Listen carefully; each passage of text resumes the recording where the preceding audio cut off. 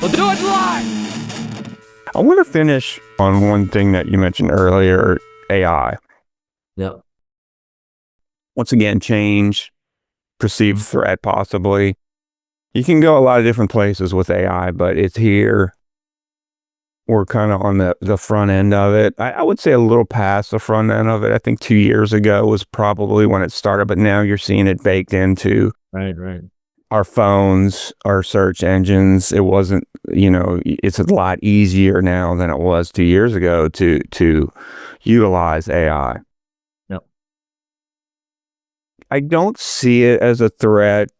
Certainly people's jobs and certain occupations are going to be replaced, Right. But once again, it's how you frame that. I think it's a tool. Yep. No question. And I think that we're going to need leaders, and leadership is going to be more important now than ever because of the emergence of AI. AI is not a leader. It's not human. It's artificial. So you have to lead AI. You have to lead. Leadership and leading is going to be an important aspect of us moving forward. Yeah. Whether you have a job where you're an official leader or you're on a team or as an individual contributor. Would you agree with that?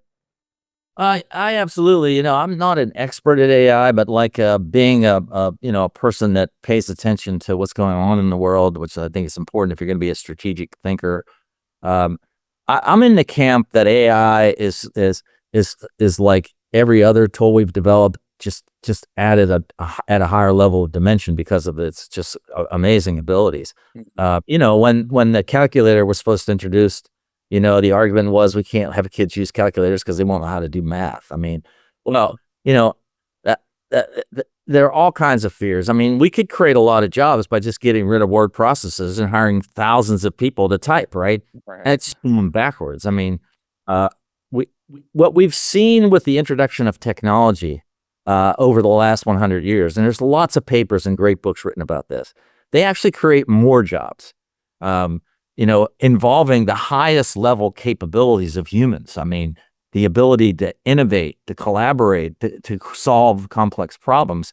Our brains can do things that lots of AI will be able to replicate, but not at everything. And maybe one day, but we're still far, far away from that. So I certainly see, though, unlike calculators and word processing systems and so forth, AI has a dimension to it that requires it to put boundaries around it, probably through some regulatory bodies.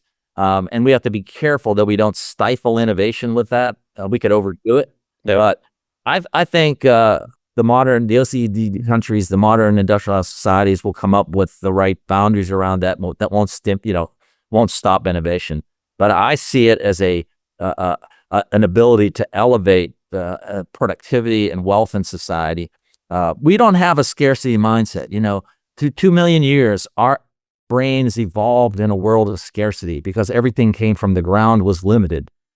AI furthers the idea that there's boundless sources of wealth. It's knowledge and intelligence, which is a public utility, which there's an unlimited capacity for new knowledge, unlike the limited capacity for petroleum or coal or any of the precious metals. There's no limits to it. So it will enhance wealth. Right. It won't destroy wealth. Yeah, I agree. That's a great way to finish this off on a positive note. Yeah, I think the knowledge is going to be there through AI, but I think some intangibles are what's going to, what we're going to be looking for in the workplace moving forward, because the knowledge is easily gotten from AI. The internet didn't kill us. We adapt and we evolve, and I think AI is going to be another part of that.